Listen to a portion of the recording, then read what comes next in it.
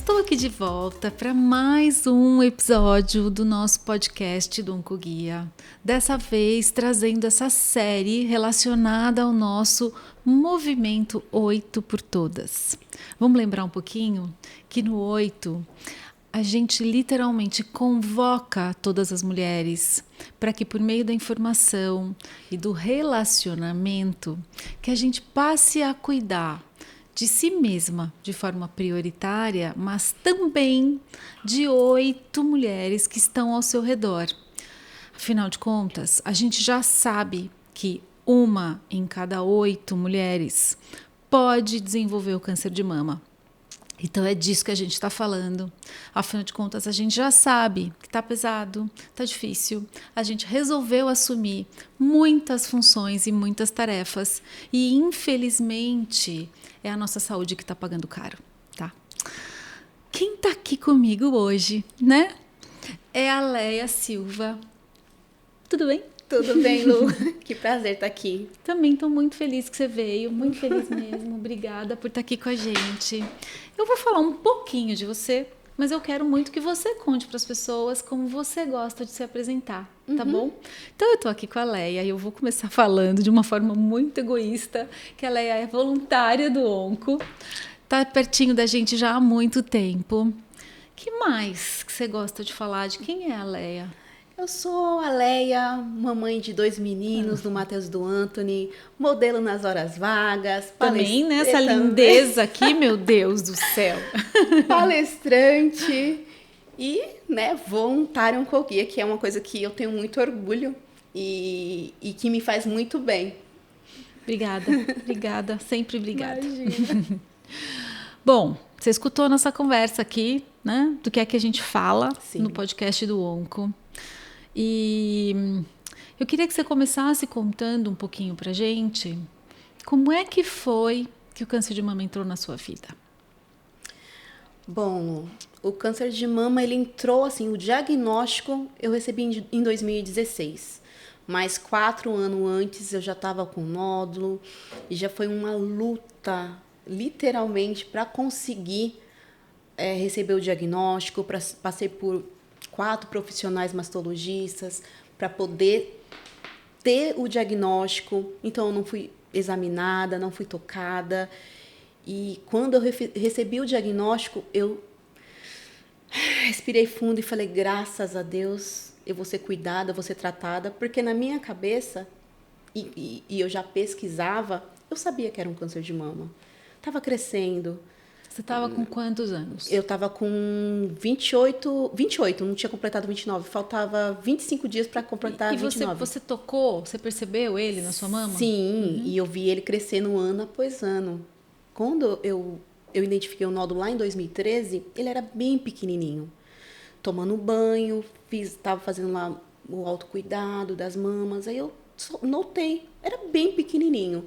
E aí ele foi crescendo, ano após ano. É cisto, toma vitamina E, é gordura. E você escutava dos médicos? Dos médicos. Não é nada. Você ia atrás. Isso. Não é nada, você é muito nova para ser câncer de mama. Esse negócio, você é muito jovem, não é nada. Toma vitamina E.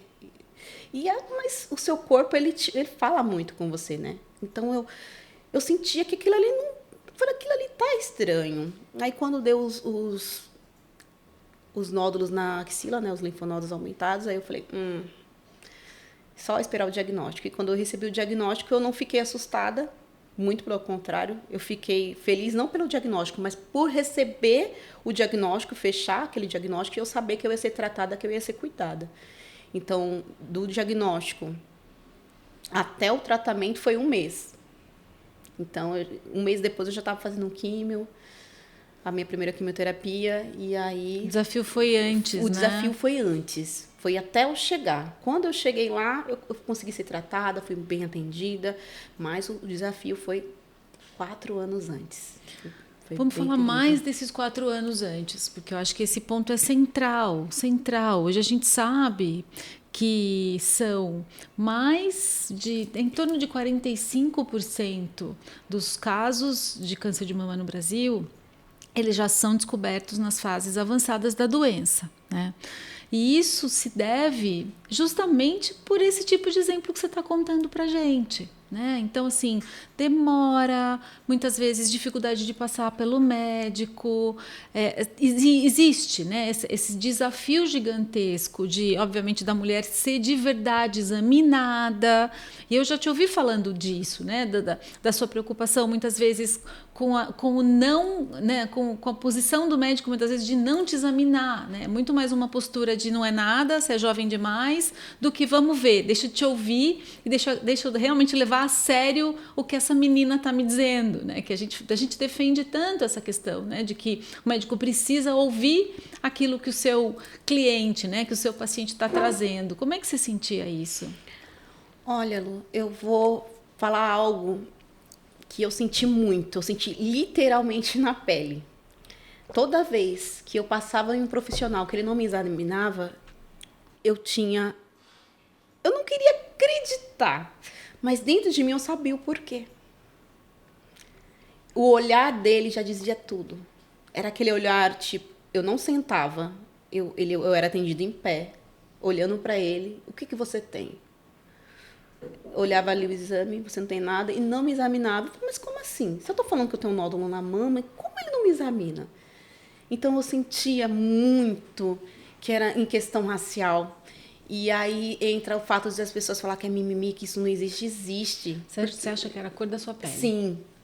Porque o profissional que estava ali do outro lado era um privilegiado, uma pessoa branca, que estava ali atendendo uma mulher preta, periférica, falando que estava com câncer não falando que estava com câncer, mas falando que estava com nódulo. Tinha um incômodo. Que tinha esse incômodo, mas ele não se preocupou.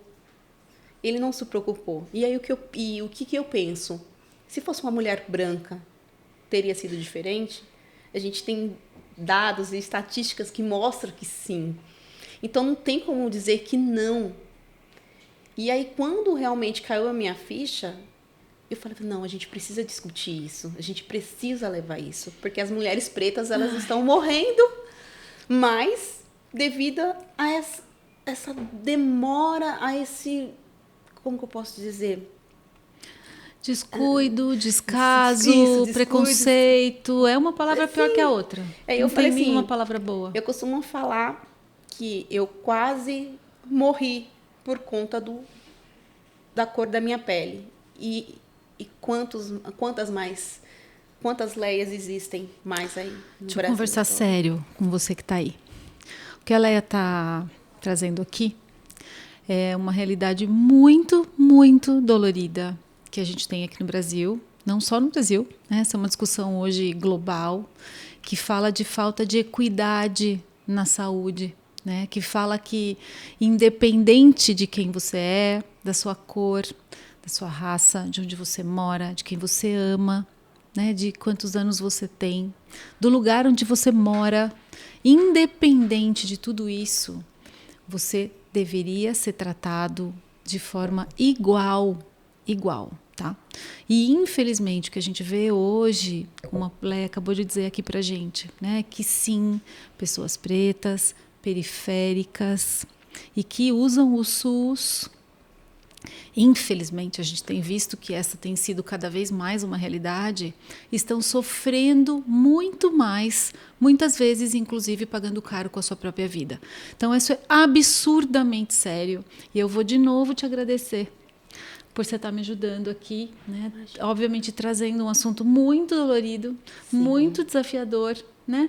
Que, obviamente, né, acho que mexe com você, mexe provavelmente com qualquer um de nós que está ouvindo aqui, mas esse é um assunto que não dá mais para a gente seguir de olhos fechados, né? Seguir sem realmente pressionar para que a gente tenha políticas públicas que levem isso muito, muito a sério. Combater falta de igualdade, né? Falta de equidade, é literalmente fazendo mais por quem tem menos, por quem precisa de mais. Então é desse jeito. Então esse aqui é também mais um compromisso do Oncoguia, que a gente vai seguir conversando aqui. Então, obrigada mesmo. Bom, recebeu o diagnóstico do câncer de mama, como é que foi para você? Assim, o que você sabia a respeito do câncer de mama? para você, né, fazia sentido. Eu já entendi que você estava aliviada porque foram 4 anos de muita angústia. Mas você tinha alguma questão aí que até para você foi nova, que para você também estava estranho? Como é que foi essa fase? Olha, eu costumo falar que eu tinha uma arma muito poderosa que era a informação, né? Então, eu tinha acesso, já quando a gente dá um Google, aparece quem? O Coguia. Então, a gente vai lá, eu lia, eu pesquisava. O meu tratamento, eu costumo dizer que foi muito tranquilo. Eu encarei de uma forma muito tranquila, vai dar tudo certo. E ok também, se sair um pouquinho ali, a gente vai conseguindo resolver isso. Ao tempo todo, eu não me cobrava ser forte, mas eu estava ali com a minha família, pelo meu filho, e eu falei, não, vou passar. Eu fiquei carequinha, fiz a químio, fiz a rádio, eu assumi minha careca, era muito difícil usar lenço, não usei peruca. E eu costumo dizer que as consequências dessa fortaleza toda durante o tratamento, tanto do primeiro quanto do segundo diagnóstico, foi fazer efeito depois. Porque no momento foi me oferecido sim um apoio psicológico, mas eu falei assim, não, eu tô bem, eu consigo sozinha. E isso foi o meu erro. Veio depois a rebote, é Veio isso? depois. O que é essa história de primeiro e segundo? Bom, vamos lá. Eu fui diagnosticada em 2016 com o primeiro câncer de mama. E em 2022 eu tive o segundo câncer de mama, um pré-câncer, né, que eu incito. E eu recebi em 15 dias o diagnóstico, diferente do anterior. Eu recebi em 15 dias, estou com um plano de saúde hoje em dia, em qual tive acesso muito rápido. Toda a primeira fase do primeiro era SUS? Era SUS. Tá. Todo era SUS. E do segundo, todo foi particular. Não estou falando assim que a gente sabe que a gente também tem problema com a rede privada, porém, foi muito rápido o acesso. Eu passei num mastologista e aí já fez o exame, e aí já identificou, e aí já fiz a cirurgia. Foi 15 dias. Foi uma coisa muito, muito rápida. E aí, né, nesse segundo, o mamilo estava contaminado, né? Aí eu tive que tirar. Foi nesse aí que caiu a ficha. Eu tive câncer de mama. Não foi nem no primeiro que eu tive que fazer químio, rádio. Porque foi algo que você se olhar em frente ao espelho e falar assim, cara, os dois, tipo, não é a mesma coisa. E é essas feridas que me fizeram desabar. Depois, o pós-câncer. E depois? O que vai ser? E depois, quem cuida das suas feridas, das suas dores? Como você se olha? Sua relação... É uma nova mulher, né? Sim, é uma nova mulher. E como lidar com essa nova mulher? Como se aceitar? Como se reconhecer, isso, né? Como eu vou me reconhecer naquilo? Naquela mulher ali. Eu falo, não. E eu me vi totalmente fragilizada, sem saber o que fazer. O que eu faço agora? Você está trazendo um outro ponto que é super importante, né, Leia? Que a gente tem discutido muito, que é o quanto não dá para só tratar o câncer, né? É claro que tratar o câncer é a prioridade, porque a gente tem que combater a doença, a gente tem que segurar a doença, controlar, curar, né? Sumir, né? O câncer, obviamente, da sua vida. Mas existe toda a vida da Leia que está impactada com tudo isso. Sim. É o que você está falando. Você tem um novo corpo, você tem, né, muito provavelmente caiu o cabelo, né? Sim. Você tem um novo rosto, um jeito de você tem que se olhar no espelho e falar quem é essa, né? Quem é essa? Às vezes cai a sobrancelha. Você está falando da sua mama, que você também viu uma nova mama, né? Mexida, retirada, né? Assim, que não é teu corpo. E isso tudo a gente vê que às vezes fica em terceiro, quarto lugar, no meio ali de tantas questões que precisam ser cuidadas durante o tratamento do câncer. E o que você está falando é o quanto isso deveria ser olhado e ser tratado de forma mais prioritária, né? Sim, e em questão também tanto familiar quanto amigos, achar que vencer o câncer é tudo. E que não existe mais dor depois daquilo. Que você venceu o câncer, a partir do momento que você tem câncer, o que é passado para você é que você não pode mais sofrer, você não pode mais chorar, você não pode mais sofrer por um relacionamento, você não pode nada. Tudo é porque tudo ali você venceu o câncer. Você não tem direito mais de sofrer. E isso acaba jogando uma carga muito pesada para a paciente. Sim. Como que ela vai... Eu acredito que as pessoas têm que ter um olhar com mais amor para isso. Ah, tá, ela passou pelo câncer, mas antes disso ela é uma pessoa, ela é um ser humano. Sim. Ela é mais que aquilo que ela passou. Ela vai ser um ser humano para sempre. Então, para sempre ela vai ter dores que ela precisa cuidar, que ela precisa tratar. Então, as pessoas têm que ter esse olhar, que o paciente, ele não é só o câncer, ele é muito além daquilo que ele teve. Sim. Vai ter muito, muito mais, porque é a vida, a gente está vivo. E não dá para desconectar, né, Leia? Não dá para desconectar, porque se você não cuida adequadamente, isso pode influenciar até no seu tratamento. Então, não tem jeito, é um conjunto de coisas mesmo que tem que ser levadas em consideração e que você está dizendo que, na verdade, por não ter tido tanta atenção, talvez, durante, né, a jornada, porque a prioridade era você passar pelo tratamento, teve um peso maior quando terminou, né? Assim, a gente escuta às vezes, acho que você vai concordar comigo, a gente escuta muito de vocês, né? Que às vezes o médico bate aqui no ombro, né, da paciente e fala assim, bora lá, vida normal. Que vida normal, né? Que vida normal é essa, né, Leia? Como assim? É outra mulher. Ela tem cicatrizes que ficam ali. Ela tem, que nem você falou, ela tem um corpo diferente, ela tem uma história diferente. E aí entra a questão do psicológico. Semana passada ou retrasada, eu estava muito mal. De repente eu me vi isolada no meu quarto. 4 dias eu não conseguia sair para nada. E eu falei assim, isso não tá normal, gente. Eu preciso de ajuda. Muito bem. Eu preciso de ajuda. E eu reconheci que aquilo ali não era normal. Como assim? Vou ficar 4 dias aqui, eu não conseguia comer, não conseguia dormir, não conseguia sair. Falei, calma, não, tá errado. E aí ter na minha cabeça que de repente você tomar um antidepressivo, de repente você procurar uma ajuda psicológica e psiquiátrica, não é coisa de... Ai, porque você é doido. É porque é doido. Nossa, eu ouvi de pessoas próximas a mim, não toma esse remédio, não. Não toma, não, porque isso aí é coisa de doido. Isso aí é falta de Deus. Gente, como assim falta de Deus? Se tem uma coisa que a gente muito tem, é a questão de confiar, de acreditar. Mas a gente tem que entender que a ciência também está do nosso lado. Que a gente precisa, sim, tomar medicação. Que a gente precisa, sim, procurar ajuda médica. Não tem que falar, ai, não vou. Então, a pessoa não tem como falar, não toma, porque isso aí vai prejudicar mais a pessoa. Se eu não estivesse tomando, e aí? Eu acho que eu não estaria aqui. Estaria lá ainda, no meu quarto escuro. Então, isso atrapalha muito. Isso é uma coisa que as pessoas têm que tirar esse estigma que, ai, é doido. Não é. Eu não tô doida.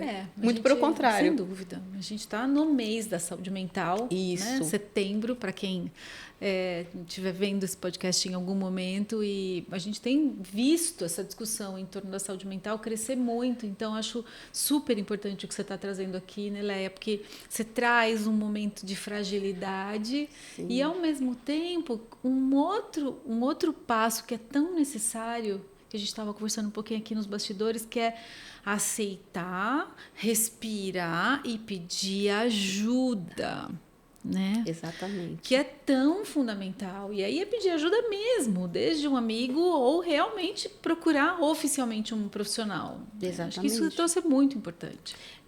Eu já ouvi falar, é frescura. É frescura. E aí a depressão, o problema psicológico que a pessoa tá, só deixa de ser frescura quando a pessoa se suicida. Aí não era mais frescura, aí sim era doença. Aí a depressão vira uma doença. Porque antes disso, é só frescura. E isso é uma coisa que dói muito uma pessoa que está deprimida. É falar, é frescura. Ou então ficar falando assim, ó, levanta daí, você é forte, você consegue. Não, eu não tô forte. eu não tô forte, eu tô fraca, eu não consigo. Porque o seu corpo fica preso ali. O seu corpo, a mente parece que te aprisionou ali naquela cama, naquele quarto escuro. E a pessoa fala assim, é fácil, você consegue, você já venceu coisa pior. Eu falei, como? Calma, eu vou conseguir, mas eu preciso de ajuda. E é difícil entenderem que não é por querer. Não é por querer, eu não estava ali porque eu queria.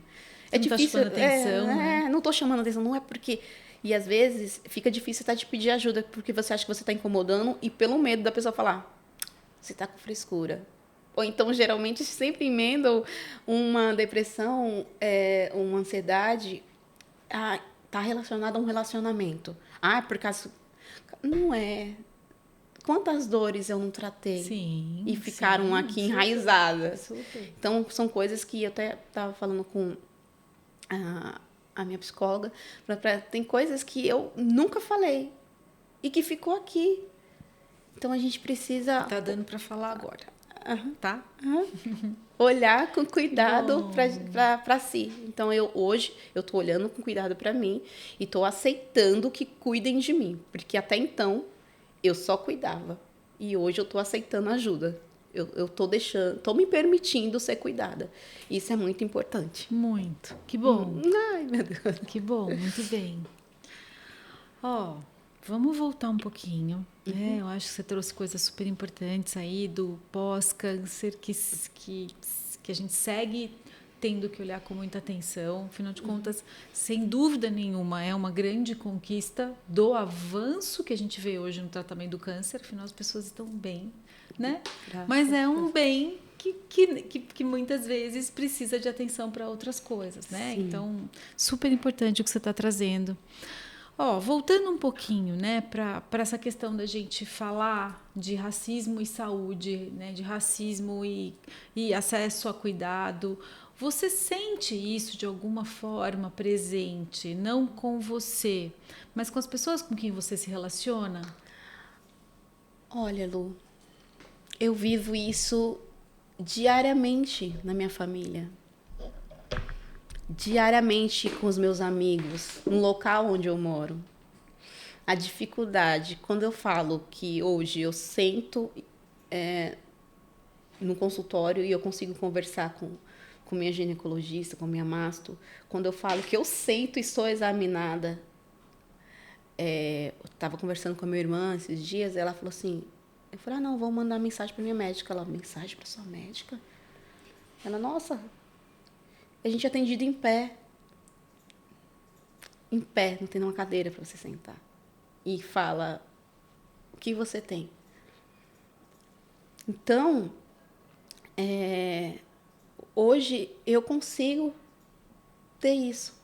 Mas eles ainda não. Eles não têm acesso a uma saúde de qualidade.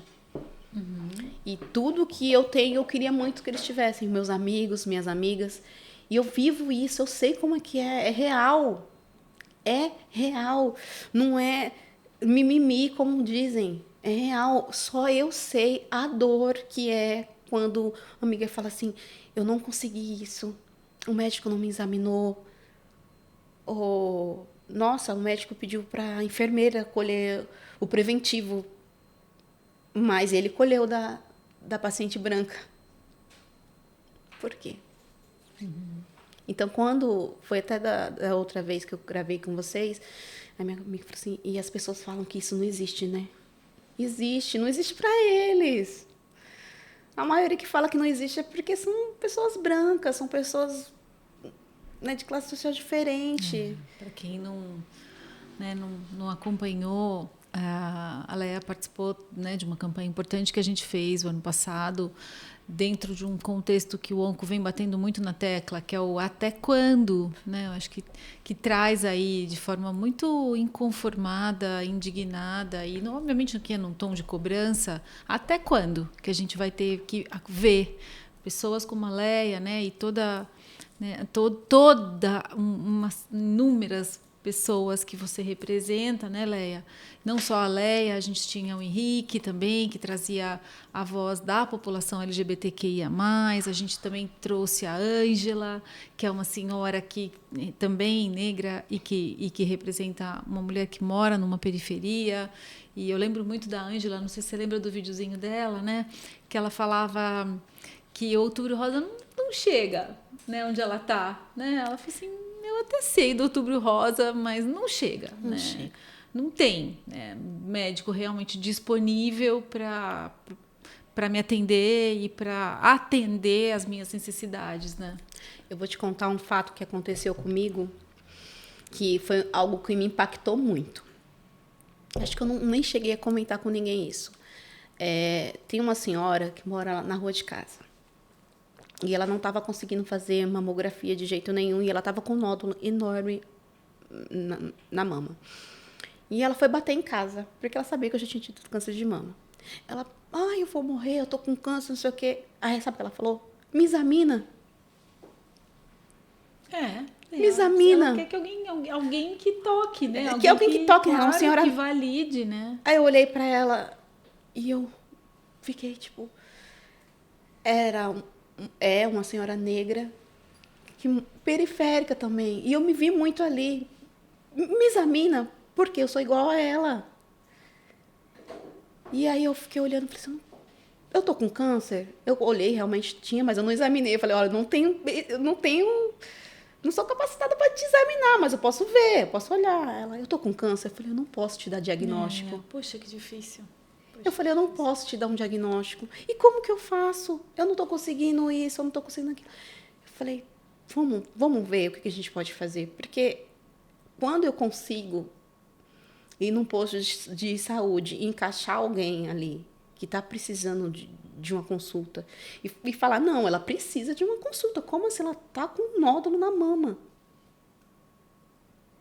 Eu fico muito feliz, mas eu sei que quantas dessas senhoras ainda existem que não pode chegar até mim, não pode chegar até um currículo, não pode, porque a informação não chega. Não, você está me fazendo lembrar, a gente também tem dados muito interessantes da nossa pesquisa do câncer na favela, lembra? Sim. A gente lançou ano passado, em parceria com o Instituto Data Favela, uma pesquisa onde nós fomos ouvir pessoas que vivem nas favelas, justamente para entender concepções, problemas, desafios com relação ao câncer. E aí eu lembro de um ponto que me marcou muito, é que acho que uma das principais, os principais pedidos mesmo da pessoa é que das pessoas que vivem nas favelas é que exista um serviço de saúde, acho que o famoso postinho, né, mais perto, e claro que no postinho exista o profissional de saúde à disposição, né? As pessoas pedem por campanha, as pessoas têm essa consciência mesmo de que o acesso à saúde é muito mais dificultado por conta, né, de onde elas moram. E aí trazendo, claro, aqui que eu lembro que assim, o dado de quem preencheu a pesquisa, mais de 80% realmente eram pessoas negras, né? Então, trazendo do que a gente está falando aqui, né, Leia? De que raça, cor, onde você vive, estão completamente conectados e, obviamente, são desafios gigantes aí que a gente precisa encarar e tratar de forma muito mais justa e acho que de forma prioritária mesmo, né? Em questão também de chegar lá no posto de saúde e ter um profissional que te acolha, não que te distrate, um profissional que chegue ali e que você consiga se identificar e ficar à vontade em falar, olha, está acontecendo isso, aquilo comigo. Pode me ajudar? Sim. Porque geralmente não é isso que infelizmente, não é essa a realidade que a gente encontra. A gente encontra profissionais totalmente despreparados para acolher essas mulheres, essas pessoas.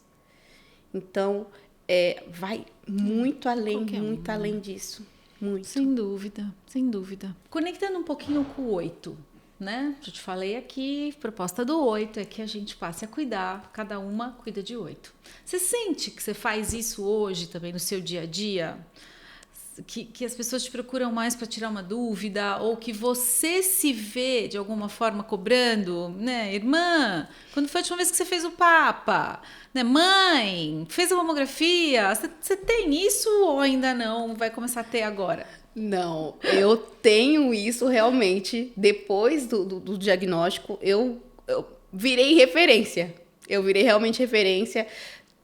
Qualquer dúvida... Quase doutora, né? É, quase uma doutora. Eu falo, gente, eu não posso dar diagnóstico. Eu venho, acolho essas mulheres, converso. Geralmente são vizinhas, amigas de amigos. Ai, a Léa já teve, ela pode conversar com você e tal. E aí eu vou, acolho. Geralmente elas vêm muito nervosas, com medo que vai morrer, com medo do tratamento. Eu falo, calma. Primeiro, você tem um diagnóstico? Não. Então vamos lá. Vamos fazer os exames, vamos receber o diagnóstico. Depois disso, a gente vai ver o que a gente vai fazer. Liga no Coguia. Exatamente. Geralmente eu dou lá o número do 0800, fala, liga lá, conversa. E aí eu cuido e acolho essas mulheres. E são de todas as idades. Jovens de 23, idosas, 70, 60, 50. Na minha família, eu sou a que dou bronca em todo mundo. Mas por que não fez? Uhum. Ah, é porque esqueci, não tenho tempo. Tem que ter tempo. Para a saúde, a gente sempre tem que ter tempo. Então, a gente tem que ter esse cuidado, esse olhar para o outro. Não é só nós. Então, esse olhar para o outro eu sempre tive. E aí, floresceu mais com voluntariado. Vou de novo puxar essa dica, que é algo que eu amo. amo muito, que é uma coisa que me deixa muito feliz. Poder ajudar e ver que realmente deu certo. E que se não estiver dando certo, vamos fazer dar certo. Uhum. Então, isso para mim é muito importante. Cuidar de 8, 80 e vai indo. Vou te agradecer de novo, né? Porque eu acho que eu sei, né? O quanto é dolorido, acho que é o que você está trazendo, né? Tá compartilhando aqui com a gente, eu acho que tá revivendo, né? Então, acho que é muito importante a gente ter você trazendo a voz, né? Estando nesse lugar mesmo, de estar aqui trazendo, né, todas as dores, todos os desafios que toda essa população enfrenta. Então, obrigada por isso de novo. Imagina, Lu, é um grande prazer, que nem eu falo para as meninas, é um grande prazer representar a minha comunidade, representar mulheres negras, que realmente sabe, eu senti na pele, eu sei. Quando a pessoa fala assim, Léa, aconteceu isso, eu falo, eu sei que dói. E um tempo atrás eu comentei, eu falei assim, toda vez que eu contava a minha história, simplesmente eu chorava, porque era algo que não dói. Eu volto ali e dói. Dói todas as vezes que eu lembro, principalmente quando o médico falou assim, o médico aqui sou eu. Ele anulou todo o conhecimento que eu tinha sobre o meu corpo, sobre mim. Então, aquilo ali foi um mar de soberbo. Eu sei o que eu estou falando, eu sou médico. E aquilo ali me doeu quando eu peguei o diagnóstico. Falei, como assim, né? O médico, ele quase me matou. E hoje eu consigo, eu acho que pela primeira vez eu estou falando e eu não estou querendo desabar. Uhum. Que isso vai muito, muito, como eu falei, da questão psicológica. Hoje eu não estou desabando, mas é algo, eu considero bom. Sim. Mas é algo que me doía muito. Todas as vezes que eu contava a minha história para alguém, era como se eu tivesse voltado lá. E pegado a ferida e cutucado.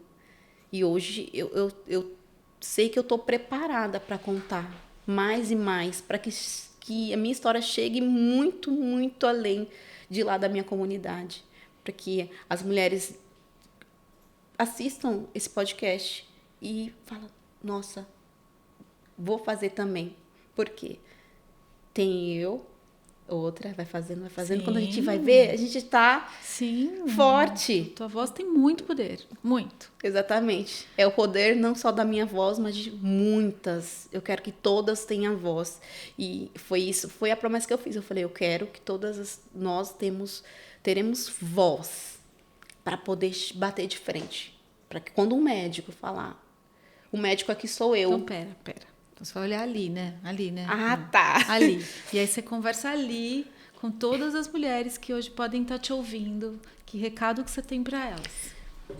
Meninas, todas as vezes que alguém achar que tem poder sobre o seu corpo, de dizer o que você sente, vocês saberem que ali é o seu corpo, é seu templo, você sabe o que está acontecendo. Então, toda vez que, como aconteceu comigo, que alguém falar, eu sou o médico, o médico aqui sou eu, não acontecer como aconteceu comigo, de ficar calada e achar que eu estava maluca. Vocês olharem e falar assim, o médico é você, mas o corpo é meu. Eu sei o que está acontecendo comigo e eu preciso de ajuda. Então é isso, meninas. Muito bem. Muito obrigada por isso. Imagina. Deu por mim. Eu estou muito feliz aqui com a nossa conversa. Se você tiver ainda mais um recado que você queira dar, tem algum ponto que a gente não falou, que para você seja importante, sim, o podcast é seu. Se cuidem, se toquem, se ama. Não vai, eu tenho medo. Muitas têm essa, né? Eu tenho medo de descobrir algo. Se descobrir, a gente vai cuidar, vai tratar. Né? Mas quem procura acha. Quem procura acha, mas quem acha cura. Então, tirem da cabeça isso que... vai no médico para procurar coisa e achar. Não, se achou é porque estava lá e você precisa se cuidar, você precisa tratar. Então, isso também é uma coisa muito que está enraizada, que a gente precisa tirar da cabeça dessas mulheres. Gente, quem procura acha, mas quem acha cuida. E é muito importante cuidar. Não é só vocês, tem a família, tem amigos, pessoas que precisam muito de ter vocês perto.